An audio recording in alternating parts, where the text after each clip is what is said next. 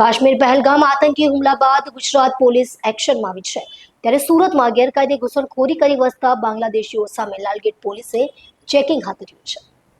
જમ્મુ કાશ્મીરના પહેલગામમાં ગત 22 એપ્રિલના રોજ થયેલા આતંકવાદી હુમલામાં 26 ભારતીયોએ જીવ ગુમાવ્યો હતો. આ ઘટના બાદ ભારત સરકાર એક્શનમાં આવી અને આતંકવાદ સામે લડવા સરકાર દ્વારા 5 મહત્વના નિર્ણયો લેવામાં આવ્યા, જેમાં પાકિસ્તાની નાગરિકો દ્વારા ભારતીય વિઝા મેળવવામાં આવ્યા હોય તેવા તમામ વિઝા 27 એપ્રિલ સુધી રદ કરવાનો નિર્ણય લેવાયો હતો. તેવામાં પહેલગામ આતંકવાદી હુમલા બાદ ગુજરાતમાં પણ હાઈ એલર્ટ છે, ત્યારે સુરતમાં ગેરકાયદે ઘૂસણખોરી કરી વસતા બાંગ્લાદેશીઓ સામે લાલગેટ પોલીસે ચેકિંગ હાથ ધર્યું છે.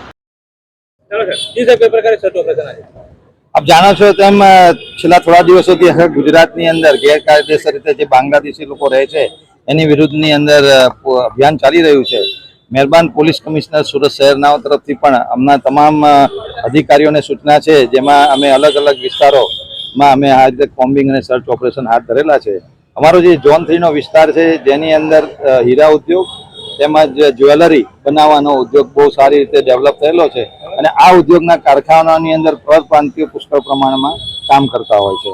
તો આવા પરપ્રાંતિયોને આજે અમે ચેકિંગ હાથ ધરવાના છીએ. તે લોકોની નાગરિકતા એ ચેક અમે કરશું, એમના આધાર પુરાવા જોશું અને જો કોઈ શંકાસ્પદ જણાશે તેને અમે ડિટેન કરી પોલીસ સ્ટેશન લાવીને ઊંડાણપૂર્વક તપાસ કરશું અને જો કોઈ ગેરકાયદેસર બાંગ્લાદેશથી જણાઈ આવશે તો તેની સામે ડિપોર્ટેશનની જે કાયદેસરની કાર્યવાહી છે એ પોલીસ દ્વારા હાથ ધરવામાં આવશે.